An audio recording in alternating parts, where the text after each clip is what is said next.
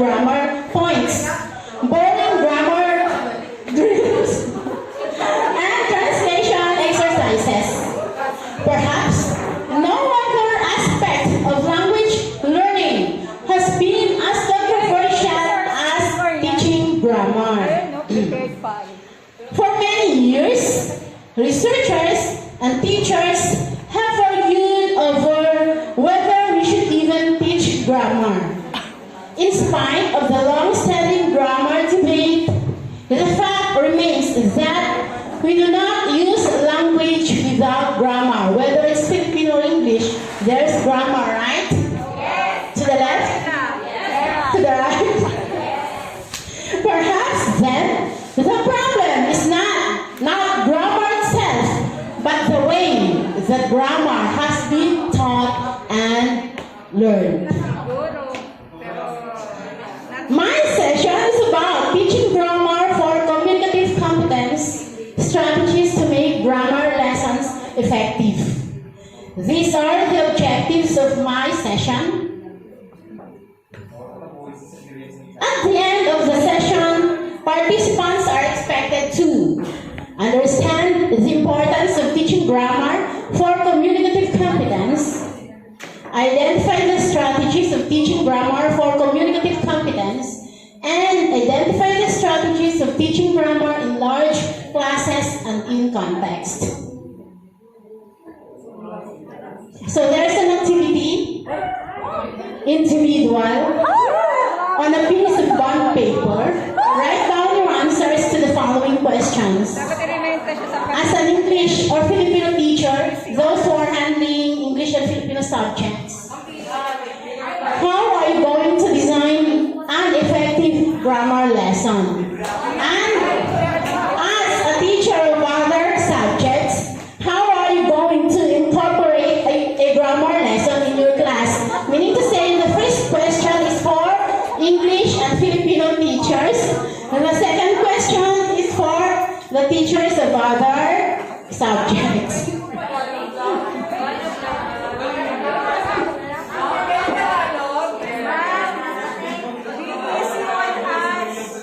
Yes, ma'am?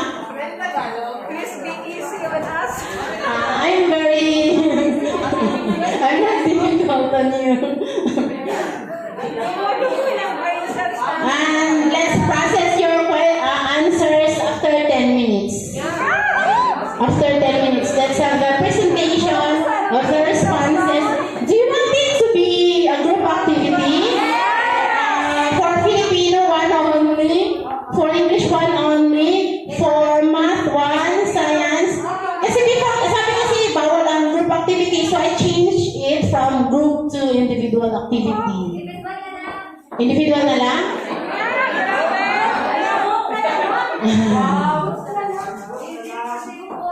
Sino ang gusto sa individual? Taas ang kamot. Majority wins dapat. Wala, taas kamot. Sino by group na lang? Majority wins. Sige, para isa-isa lang na. Then choose your rapporteur na lang to present your responses. So, process it later. For English 1 only, Math 1, Science 1, Araling Panlipunan 1, ESP 1, MAPE 1, ano pa? TLE 1. Ha? I think you have to change seats, no? Transfer, tama? Siyempre ba ako mag-group activity kung ano yun at sigurado mag-ibigay isa. So, siguro dito, ang problema sa senior high school,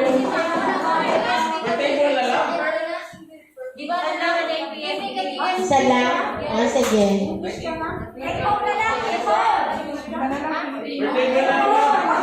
So, the English department will sit saan ba na dyan? Ma'am?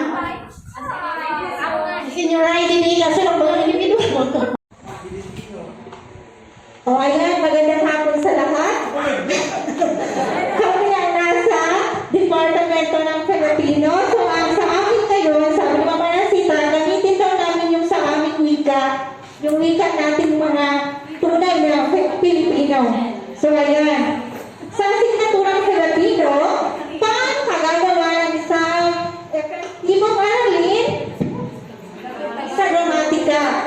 paula. Una, ang aming ginawa, ito yung ituro ang mga alituntunin at pamamaraan sa gramatika. Katulad ng kanina sa kanyang blenda, meron kaming mga nakuha doon na pareho lang naman pareho sa Filipino. Ikalawa, magbibigay ng mga halimbawang pangungusap o talata na kung saan maipapakita ang mga tamang gamit ng mga salita, pananda, at pagbaybay ng mga salita. Sa pagbabaybay kasi maraming mga nalilito dyan. Ano po? Okay, ikatlo, matapos magbigay ng mga halimbawa, magbibigay ng mga gawain kung saan masusukat at makikita ang kanilang mga kaalaman sa gramatika.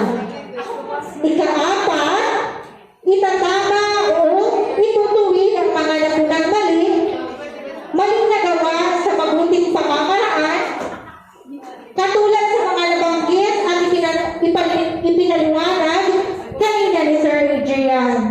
Ano po?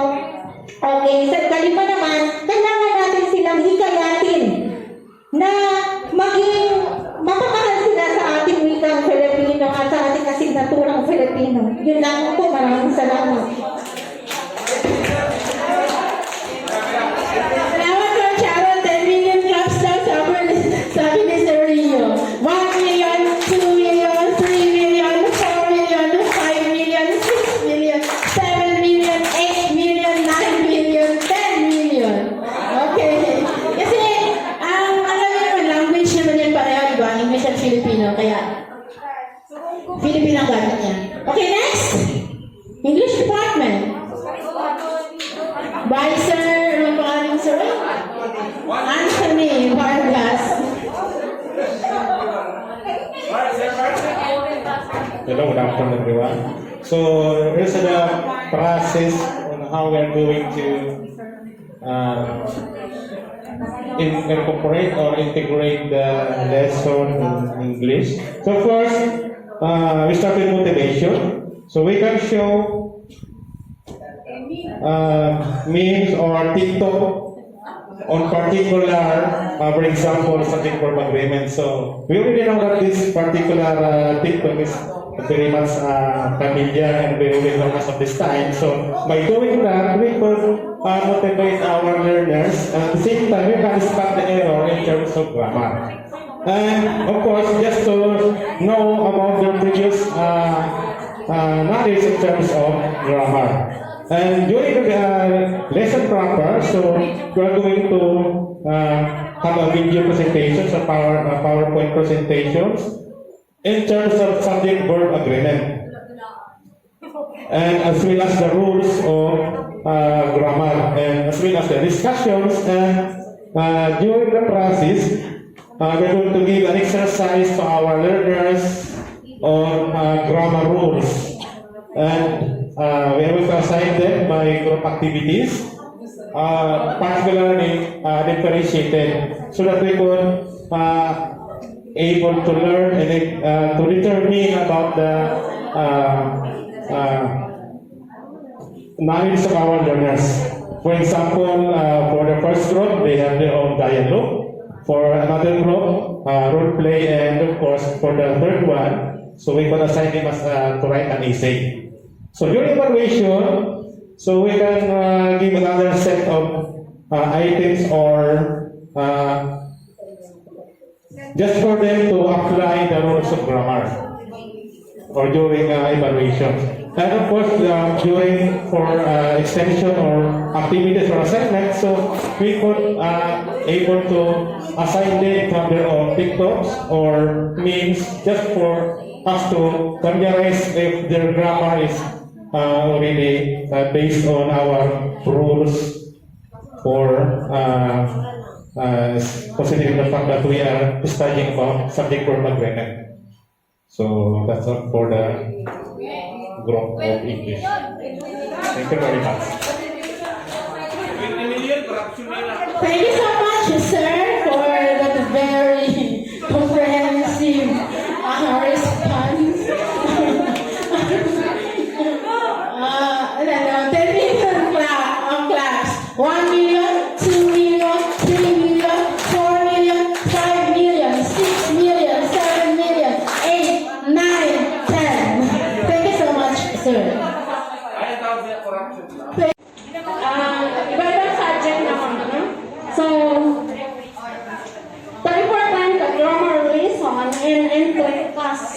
di siya naman imo.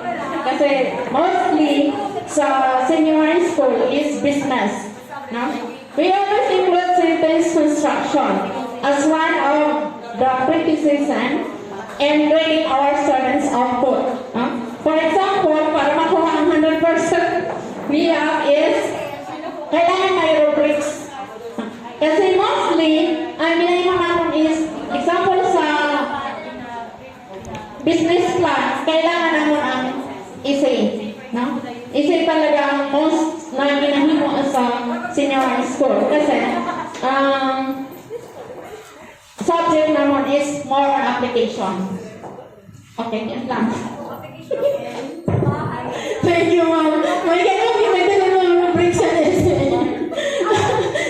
5 million claps. 1, 2, 3, 4, 5. Nagkakalit ako dito sa How about the AP department? The last one. Let's welcome Ma'am Mary Gian.